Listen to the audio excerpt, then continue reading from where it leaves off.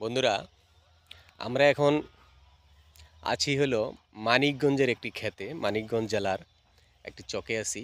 অবশ্য চকটার নাম ঠিক বলতে পারতেছি না। রাস্তা দিয়ে হেঁটে যাওয়ার সময় দেখলাম একটি বিশাল সিমের জার। সিম আমাদের দেশের ভেজিটেবলের মধ্যে অত্যন্ত পরিচিত একটি সবজি, যার নাম সিম। এটা বিভিন্ন দেশে বিভিন্ন এলাকায় আঞ্চলিকভাবে বিভিন্ন নাম এটার অনেক সময় বলে থাকেন। এখানে অনেক সুন্দর ফলন হচ্ছে। যিনি এই ক্ষেতের আবাদ করেছেন, বিশাল বড় একটি সিম ক্ষেত। আপনারা বুঝতে পারতেছেন, আমি কিন্তু জুম করে দেখাচ্ছি না। একদম এই ন্যাচারাল যেটা, এটা অনেক দূর এদিকে। আবার এইদিকে আছে হইলো, এই যে আমার পিছন সাইডও এটা অনেক দূর। মানে এত বিশাল একটি সিম ক্ষেত দেখি আমি গাড়ি থেকে নেমে পড়েছি একবারে ওই ব্রিজের গোড়া পর্যন্ত।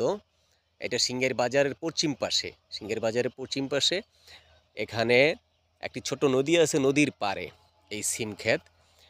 এখানে আরও সবজির আবাদ করা হয়েছে, কিন্তু সিম ক্ষেতটি একটু ভিন্ন ধরনের। এখানে বৈজ্ঞানিক পদ্ধতি অবলম্বন করা হচ্ছে। এই যে সিমের যে ঝাড় তৈরি করা হয়, ঝাড় তৈরি করতে গিয়ে তারা দেখুন বন্ধুরা, এই প্লাস্টিকের যে সুতাটা, এই সুতা এবং আরও সুতা, শুধু সুতায় আর আছে কিছু জিআই তার দেখলাম এক জায়গায়। জিআই তার ব্যবহার করে আর বাঁশের খুঁটি দিয়ে, এই তার দিয়ে টানা দিয়ে এটার জাংলা তৈরি করা হয়েছে, এটার ঝাড় তৈরি করা হয়েছে। যে আপনারা দেখতে পাচ্ছেন খুব সুন্দরভাবে পদ্ধতি। আর নিচ দিয়ে একবারেই ফাঁকা, নিচ দিয়ে একবারেই ফাঁকা, খুব সুন্দরভাবে আবাদ করা হচ্ছে এবং প্রচুর ফলন হবে, এটা সবাই বলতেছে। এই সিম ক্ষেতটি নিয়ে অনেকেই অনেক করতেছে, এই কথা বলতেছে যে সিম ক্ষেতটিতে দারুণ ফলন হবে, অনেক ফলন হবে। এই যে আপনারা দেখতে পারতেছেন মাত্র শুরু হয়েছে, যে ছোট ছোট সিম ধরতেছে। এখানে অনেক কন্টেন্ট ক্রিয়েটররা এখানে আসে। তো আমি যাওয়ার সময় আমাকে কয়েকজন বলল যে ভাই, এখানে আপনি কন্টেন্ট তৈরি করতেছেন, ওইখানে একটা সিম জার আছে, এখানে তো সবাই যাচ্ছে।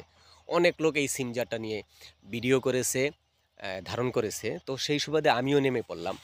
বন্ধুরা, বাংলাদেশের সবজির চাহিদা মেটানোর জন্য বাংলাদেশের কৃষক কৃষানীরা যে নিরলস পরিশ্রম করে, যে শ্রম দিয়ে রোদে পুড়ে বৃষ্টিতে ভিজে যারা কৃষিকাজ করে এদেশের মানুষের খাদ্যের ঘাটতি নিরসনের জন্য অবিরাম চেষ্টা চালিয়ে যাচ্ছে, সেই কৃষক আর কিষানীদের কথা বলছি।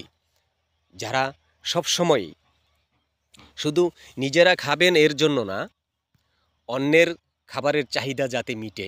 এই যে কত সুন্দর সিমগুলো ধরেছে, আরও অনেক। আমি অবশ্য ভিতরে যেতে পারছি না, এদিক দিয়ে যাওয়া মানে প্রায় পরন্ত বিকেল এখন। এই বেলায় সান পাওয়ার তেমন একটা নেই। তারপরে একদম ন্যাচারালভাবে আমি আপনাদেরকে দেখাচ্ছি। এখানে এই যেভাবে কৃষক আর কিষানীরা, যাদের কথা বলতেছিলাম, এই ফুলগুলো যেভাবে ফুটে আছে, কৃষক আর কিষানীর মুখে হাসি যেন এভাবেই ফুটে থাকে। এটা আমাদের কামনা। আমরা এটাই চাই। এদেশের খাদ্যের মধ্যে যে সবজি, এই সবজির ঘাটতি পূরণের জন্য বা সবজির অভাব মেটানোর জন্য কৃষক আর কিষানীরা যেভাবে তাদের পরিশ্রম দিয়ে যাচ্ছেন, শ্রম দিয়ে যাচ্ছেন, যেন তাদের মুখে সবসময়ই এই ফুলের মতো হাসি থাকে। যেরকম ধান পাকলে সোনালি আকার ধারণ করে, কৃষক আর কিষানীদের মুখে যেন সোনালি হাসিটা থাকে।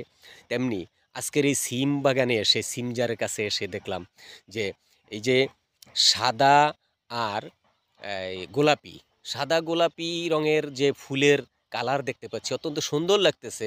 ফুল তো সবসময়ই সুন্দর।